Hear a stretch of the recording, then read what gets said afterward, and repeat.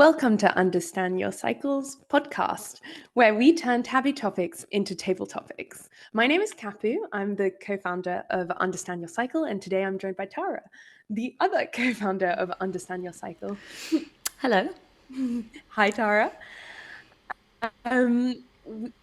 We chose to do 2 intro podcasts to tell you a bit more about us, why we're here, and why we have become so passionate about learning about our cycles and sharing that with all of you.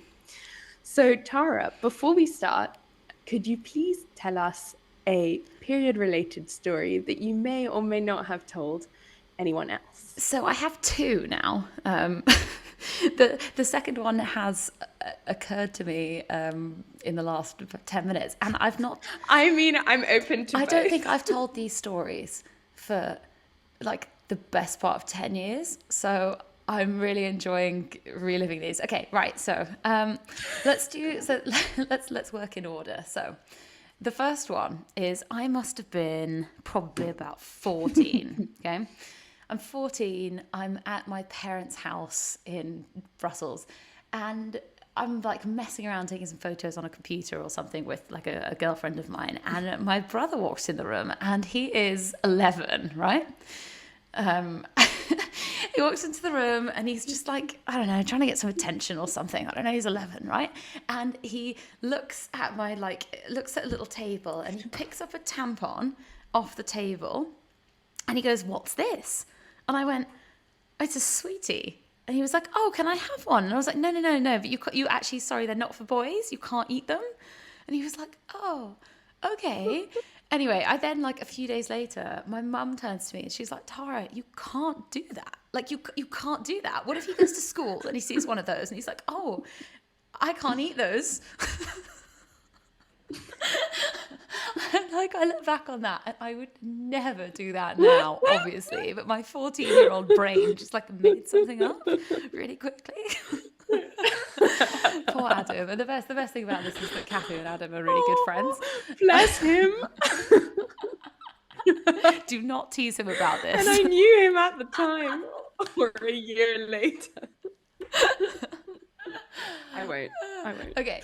I still want to convince him to come on this podcast. Oh my God, let's do some manifesting of that now. It will take a lot of convincing. I think we might even need to trick him to coming on this podcast, but it could work. You never know. So my second story, and I love that I've remembered this. I'm really proud of myself for remembering this. So I was probably about 18. I was still at school or just finishing school or something, and I had booked to go to London on a weekend, and the guy that I was seeing, or like I thought he was my boyfriend or some shit, when you're 18, you don't really know. My boyfriend at the time was staying with me in this hotel room, and we had sex, and then in the morning we woke up, we turned the lights on, and there was blood all over the sheets. And I was like, "Oh, fuck." And I was like, in my head, I was like, "Oh, sorry, my period. I didn't think it was due for another couple of days." And then he looked at me and he goes, "Oh, don't worry about it. Like, it happens. It happens when, when you haven't had sex for a little while. Like, that can happen." And I looked at him and I was like, "Your penis hasn't magically made me bleed, you fucking idiot. I've just started my period. It's not that deep, mate." I just remember being like, "Oh no." I was embarrassed for him more than I was for me. How did he respond? Oh, I don't even know. But I just remember being like, "No, I'm on my period." And he was like, "Okay, whatever you say." And I was like, whatever like helps you sleep at night, dude. So he thought that you basically would bleed again. He thought that because we'd had sex and I'd not had sex for a little while or something like that, that the sex had caused bleeding, like internal bleeding. Oh my God. Okay. This is why kids need to be educated at school. Teach your sons about periods. Okay, I'm gonna make a song. Oh my God. Yeah, those are my stories. Fucking hell. Damn. So Okay, and then when you said that, he didn't believe you. I don't, you know what? I don't know. I wish I could remember. This was like over 10 years ago, so I have Maybe no he'll figure it idea. out I eventually. mean, ugh, yeah, hopefully he's figured it out by now because he's my age. Yes. I hope that for him too. Okay, that is a great story. And I think that really, really shows to what extent our education systems do not teach anything to the children about periods. Um, okay, I'm going to dive right into my first question, which is fairly simple. What got you into periods? What started your interest for it? What stimulated you to create a guide called Understand Your Cycle for it? And more. Well, it's been a long slog, having known absolutely nothing about the cycle that we go through, other than you get a period and you bleed and it starts again, and then every month you bleed again, which is literally what I thought was happening, or the only knowledge of what was happening until I was maybe in my early to mid 20s. And then I went through every single method of contraception under the sun. I started with the pill, I went to the injection, I then had both coils, one after the other, to see if either of those would work. Nothing worked for me. And then I thought, I'm so done with this. I'm not putting my body through this anymore. I didn't even know what I was putting it through, because you go to the nurse and then oh God, it like started when I was like a teenager at school. I went to the school nurse and said, "Hey, all of my friends are on the pill. Can I have it too?" And they went, "Yeah, sure." And gave me the pill and told me what to do, and that was it. That was literally it. I was like, "Oh, okay, this is cool." And then I was like, "Oh, this is cool. I don't have to have periods if I don't want to. I just keep taking them back to back to back to back." Then I was like, "Oh, why am I gaining weight? Oh, why do I feel like shit?" Yeah, long journey. I was probably about 22, 3, 4, something like that, when I took the final coil out, and my boyfriend at the time said to me, "Don't you dare do anything else. We're going to make this work without you having any horrible hormones or copper inside you." And I was like, "Okay, right, we'll make this work. Great." And you know what? Thank fuck for that. Yeah, because that was then when I started having a look at what to do without any contraception and how to understand your cycle. Lol. How to understand your cycle so that you can make it work in a way that means that you won't get pregnant. I was like, "Oh, this is cool." Then, I mean, I went deep. I learned all about like taking your temperature, feeling the position of your cervix, and all the rest of it. And then I was like, wait, this is cool. Why does my cervix move? And then I learned about all the rest of it as well. And I just thought, it was one of those moments where I just thought to myself, I have been robbed of information about my body for 20 something years of my life that I could have really, really used. And I felt cheated. I felt like it was like the world doesn't feel like this is important enough for me to know. And that kind of shit makes me so angry.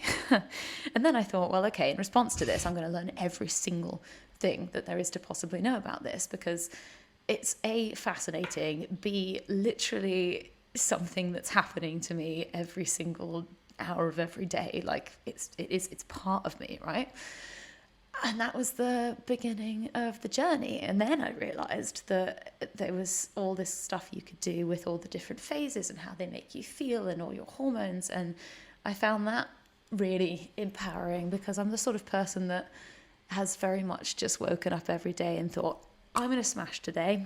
And if I felt like shit, it was failure.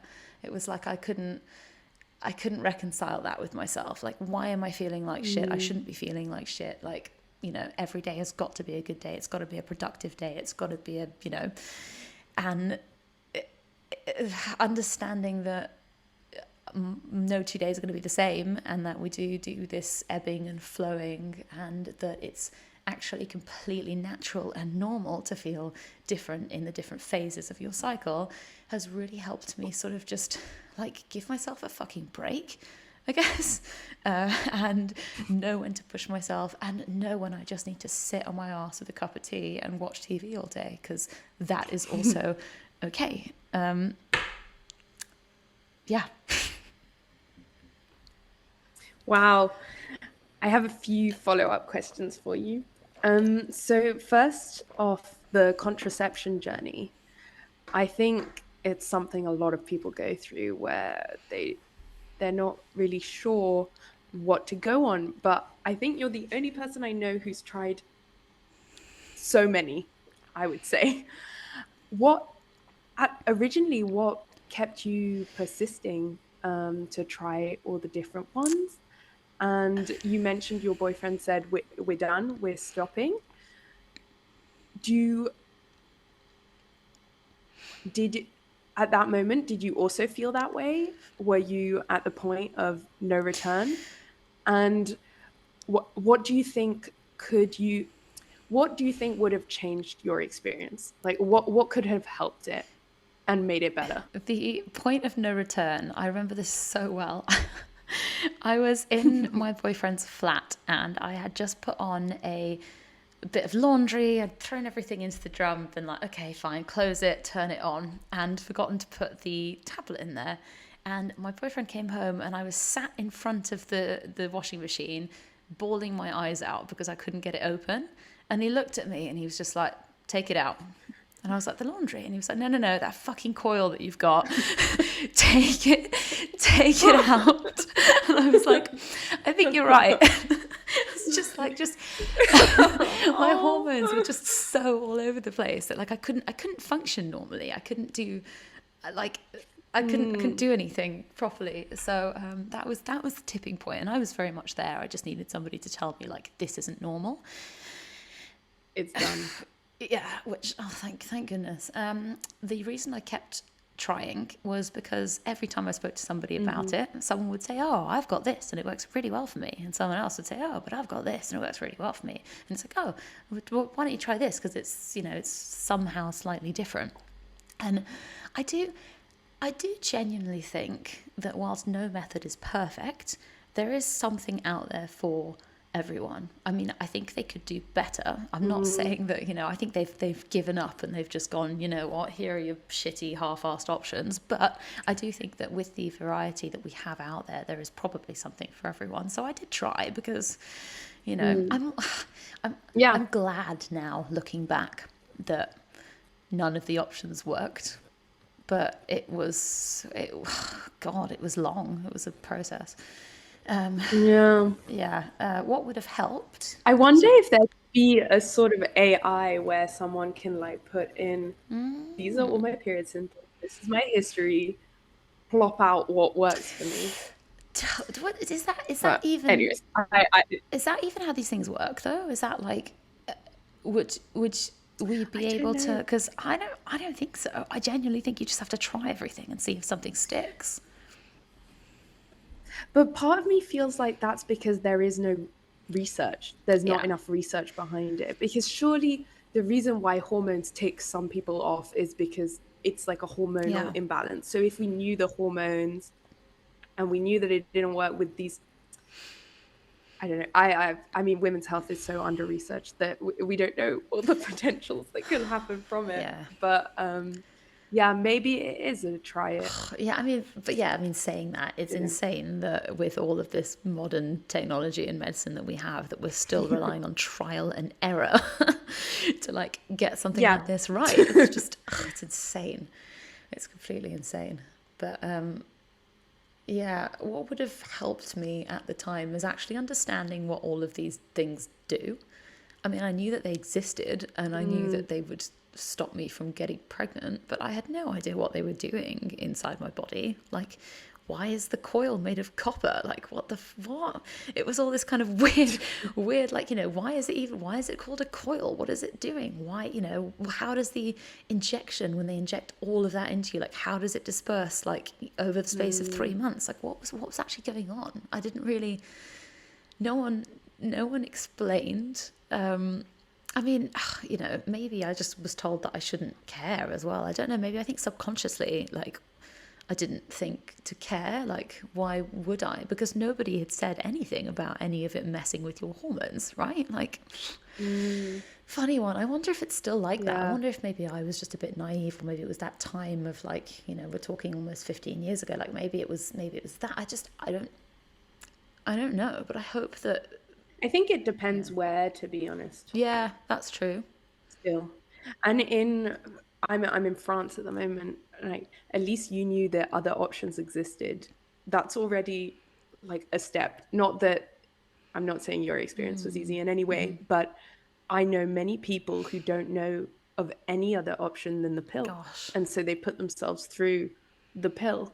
Um, and like that's also it's the lack of information basically fundamentally across it all. But Madness. wild. Okay, so if you had known more and exactly what they did to your body, you think that would have helped? Yeah. Okay, awesome. My other follow-up question is on learning your cycle, which is what we're trying to help everyone do as well. And you were talking about how every day is not always a good day, which is very relatable. I really also have had to train myself to feel that if it's not the most productive day, it doesn't mean it's a failure. How have you sort of taught, yeah, taught yourself to learn to love your cycle? I think it's, instead of, like, it's it's taught me to love myself even when I'm not at my best, because everything, well, Mm, I think once I learnt about what was going on, everything just kind of made sense. So I think that was step one. It was like, oh, okay, I get it now. Like, oh, finally, that makes sense.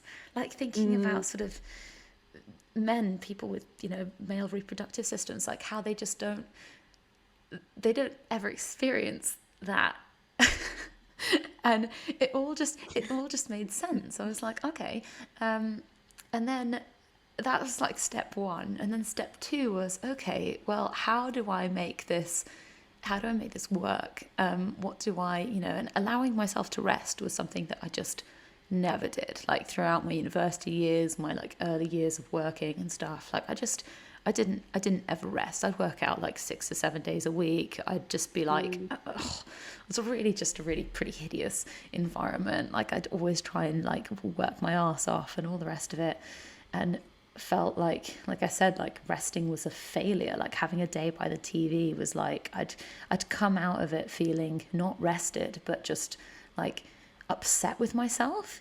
And that's, I think, been the mm, biggest change for me, to be able to like do that and come out of it thinking I needed that, and that's okay. And then to schedule like a really big training day, or like something really big at work, or a really big meeting, or anything on the week that I'm ovulating, is just like, it's fun, because you're like, I feel like I'm cheating the system. You feel like,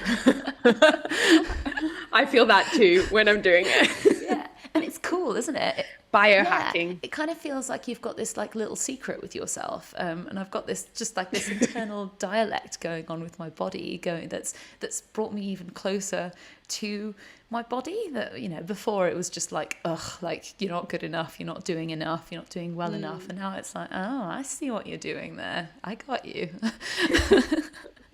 And I love that, it's cool, it's really powerful. And do you feel like now that you've balanced out a little bit more in that you take that rest and you go more all out during your summer or ovulatory period, do you feel better? Definitely. I feel better for it every day. I feel more compassionate with myself. I feel like I make the most of my month as well. I just, yeah, definitely 100% feel better. Yeah, could have used all of this information Mm. a good 10 years ago, really, 15 even. Yes, I think, yeah, everyone can use that information. Okay, well, thank you. For our final question, I'd love to know what is one thing you'd tell your younger self about periods? I think, like you, I knew this was coming and didn't prepare for it. I would tell myself to be unapologetic about it, and to remember that half the world's population get them, and that we're only shamed into silence because the other half of the population don't want to hear about it. Gross generalization, but you know what I mean. I would tell myself to just shout about it. Embrace. Yeah. Embrace the Embrace periods. it. I love that. That's an amazing thing to tell your younger self, and hopefully we can tell all the young ones. Thank you so much, Tara, for joining us. Thank you, For Kathy. I can't joining this wait. Can't podcast. wait for all the rest of the episodes on this. Super, super exciting. Yes, me too. I'm interviewing our first guest tomorrow. Yay. Okay. Thanks, Kathy. Thank you so much. Bye. Bye.